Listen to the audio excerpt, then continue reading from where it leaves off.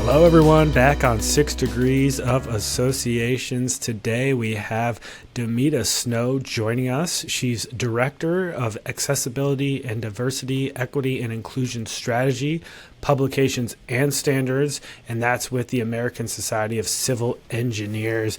Damita, welcome to our show. Thank you, Casey. Glad to be here. Awesome. So how long have you been in the association world? Tell us all about your journey towards where we find you at today. Gosh, I've been in the association space for over 25 years. I have not always worked in publishing. I actually came into the association space as a graphic designer. I actually have an art background. And when I got my first job in an association, I didn't know what the association world was. It was a job in graphic design, and that's what I was excited about. But it was at it was at an engineering association in Washington, D.C. And after that job, I got another job at another association where I am currently. And when I joined that association, it was also as a graphic designer. I used to design book covers, and then I worked on the magazine for a while, and then I kind of drifted over into the tech space, which I really liked. And I was in, publications production for a while. Then I got into the publications technology side of things. And that, I love that part of it too, because it allowed me to be creative on yet a website, do some creative things there and kind of design sites and code sites. And so it was a lot of fun, a lot of work.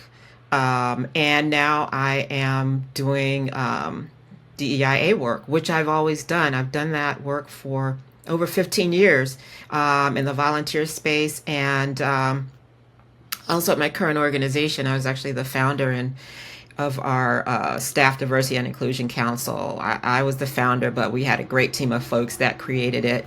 It was a grassroots event, grassroots and leadership support, of course, and we are to this day still moving along.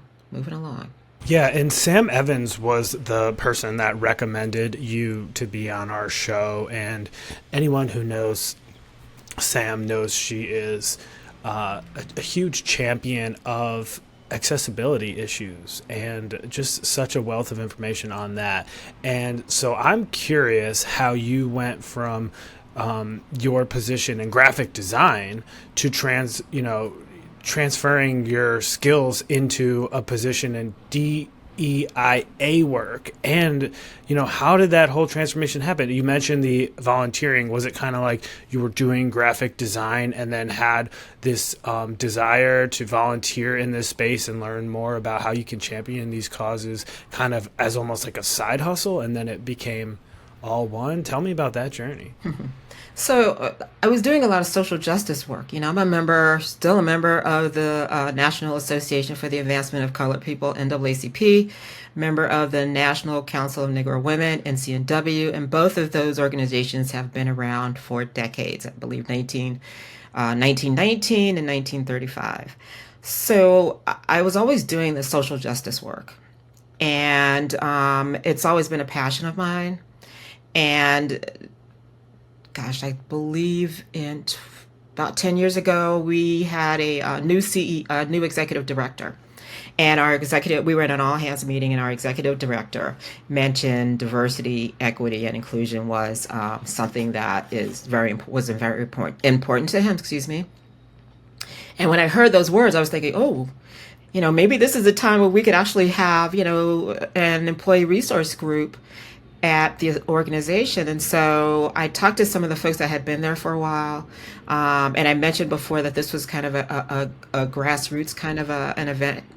And we came up with a mission, vision, goals for a diversity and inclusion council. And I presented it to our leadership, and they supported us. And as I mentioned, we have maybe 14 members, and we've had many members over time.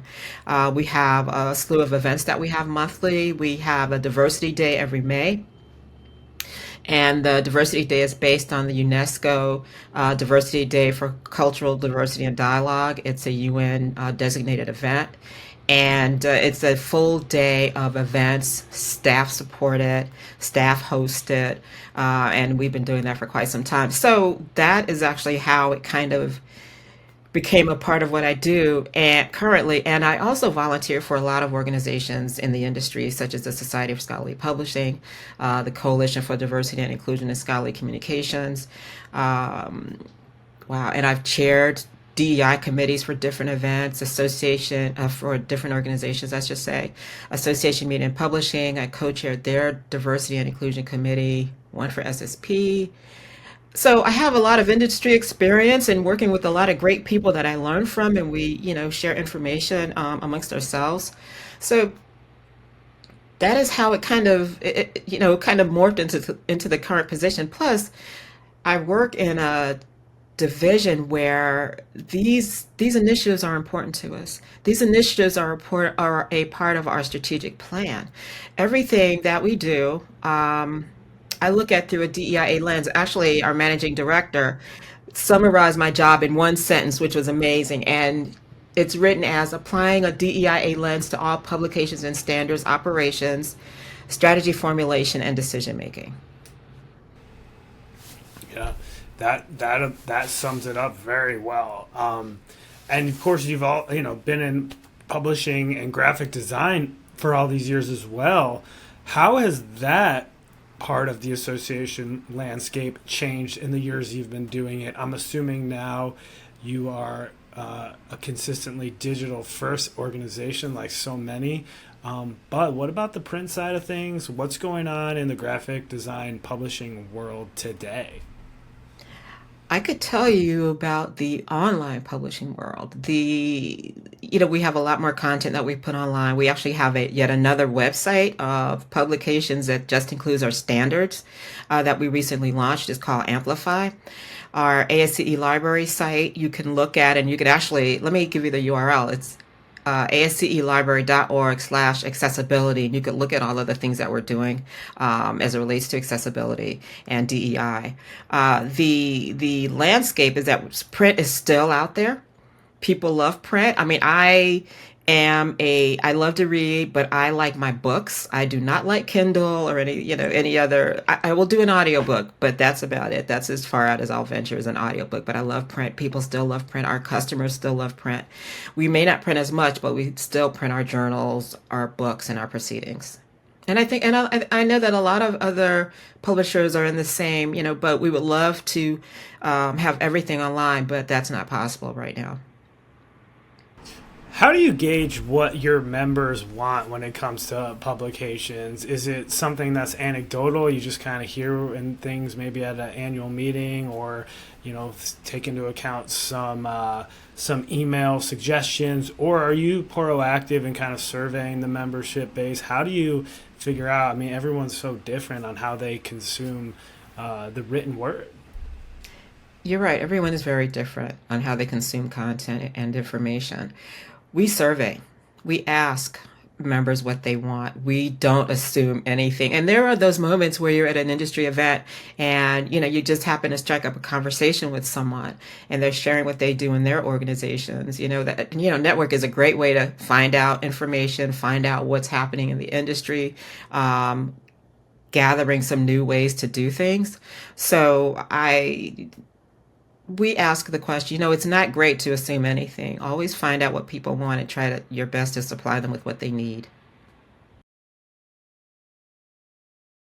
And I know that you're highly involved in ASAE and, volunteering there as a board member. You have your CAE designation. Do you utilize those events and anytime you can get together with the ASAE community folks so that you can kind of benchmark what other publications, associations are doing in the publication space? Or tell me more about that. I do volunteer for ASAE and I am a board member of Black Association Executives. I go into DC for a meeting approximately once a month it's really a networking event, and also to touch base on some of the initiatives that people are working on within their organizations. So for me, I continue learning by attending these events. ASCE is a great resource in so many ways. I am a big fan of Collaborate because I can kind of just sign on and information just kind of flows to me, which is great. There's so many smart people out there, and having a place where you can kind of gather and garner, information, make some great connections, friendships. I mean, I've met so many great people over at ASAE staff and members. I try my best to get to the annual meeting. It can be overwhelming. Everyone says that it's overwhelming. I've been twice, and I have learned so much every time I go. I always come back with some great takeaways. So I really appreciate ASCE. I appreciate the community that they've created for all of us. I really agree with you on that as also an ASAE member. I mean, Collaborate, you mentioned, it is a message board that people are really active on, and I know I use it as a resource as well. I'm not sure if the message board situation, if that's big with you in your membership at ASCE. Do you guys have that at all? Because the reason I find Collaborate, that forum for ASAE members so valuable is because people use it a lot. It's highly active. You can go literally every day and refresh it, and there's new discussions that could be of value to you or valuable to have you contribute to. Do you guys have forums and message boards like that work out with your association's members? We do. I don't use it as often. I may see it. I'm not active on it, of course, because that's really more on the member side, but we certainly have staff that support it. I know that it's popular. I know that they've been talking about expanding it onto yet another platform. I'm not sure where they are with that. Again, that's not really my area, but it's there, and people are certainly using it. And they find value in it. I think a lot of organizations have those message boards, and the members can kind of create their own community. You just kind of moderate it and let them use it as they see fit in a respectful, the way that it's intended. I think you nailed it right there. I mean, it's obviously a two-pronged thing. It's you want to have it available, make it easy to use. Mm-hmm. And then moderate it. Other than that, it should just be, the members' experience, and it can be so valuable when folks are very active on it. And I think that's the key. It's almost just kind of it has to take its own life of its own. There's not too much meddling that the association staff can do to make it great. It has to be something that members, take on as one of their own. I think we're on the same page there. Curious about the size of the American Society of Civil Engineers. How many members are we talking? How much staff? And tell me more about that. Gosh, we have close to 175,000 members all over the world. We are the American Society of Civil Engineers, but we have an international membership base. Our reach is worldwide. We have about 200 to 225 staff members. We have our headquarters, which is in Reston, Virginia. We have several remote staff, I think like a lot of organizations since the pandemic. And we have a DC office, which is our government relations office.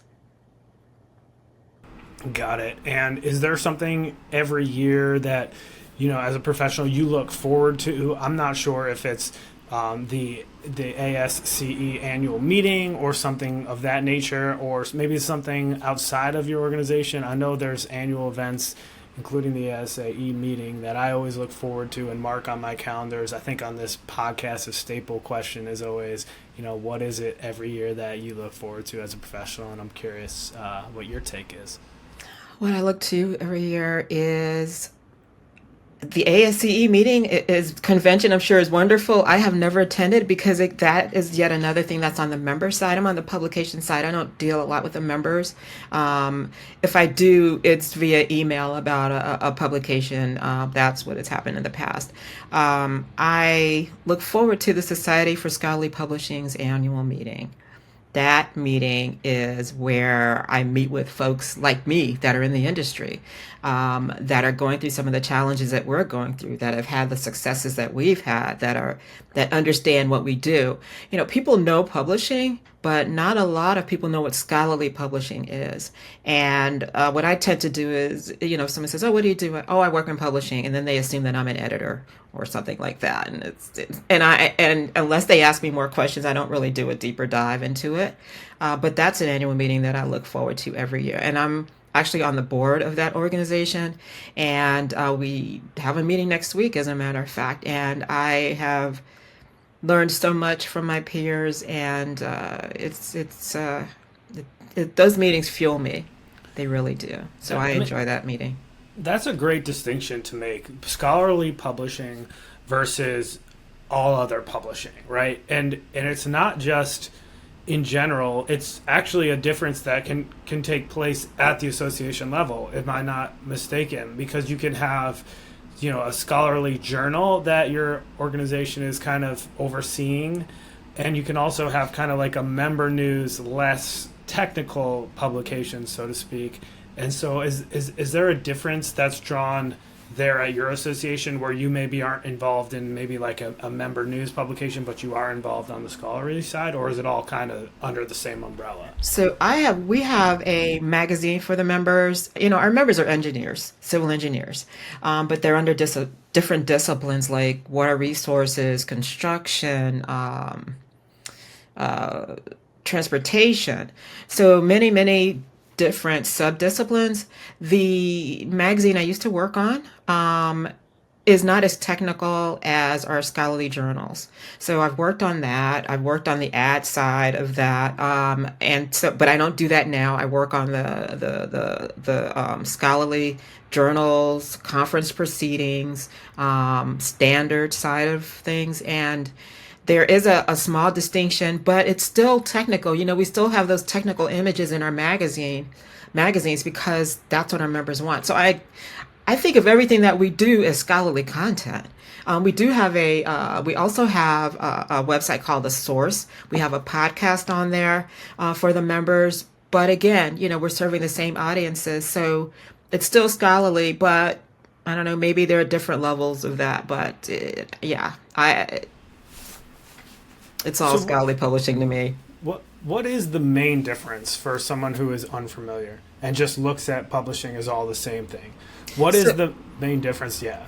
So we publish research from authors in this profession, in the science, technology, engineering, and math.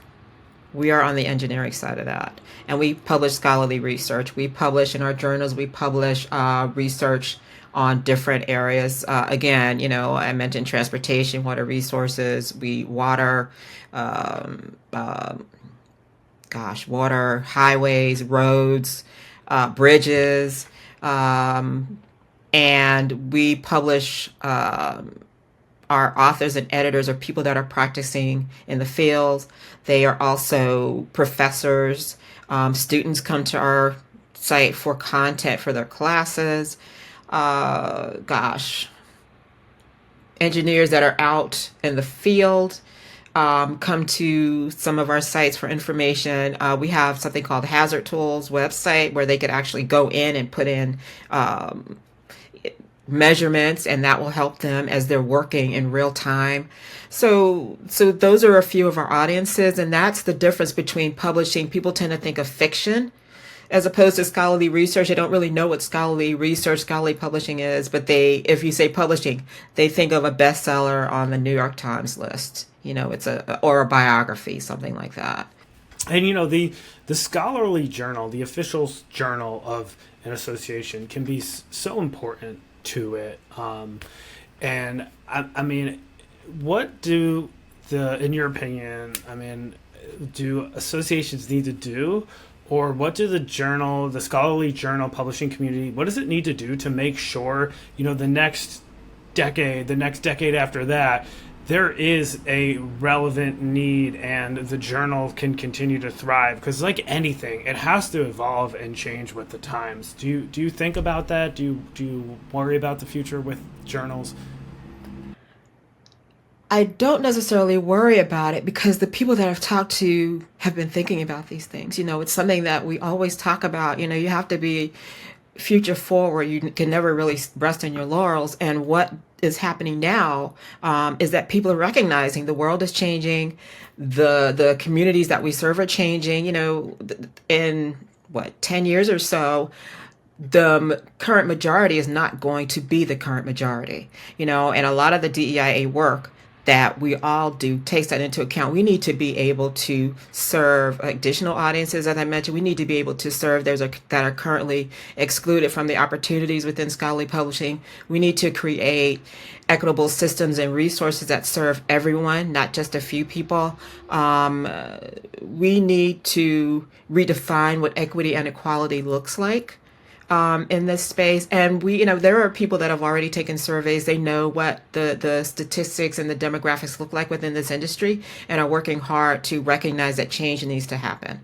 And I'm on that side of we're working hard, change needs to happen. And that is what fuels me. It's knowing that I'm able to do this work because there are those that were doing a lot of work before, I even came into this industry. And I think about the folks that were doing all the civil rights work just to even advance equality and equity. I think about those that have been sponsors and allies to me and continue to be the sponsor and ally for me.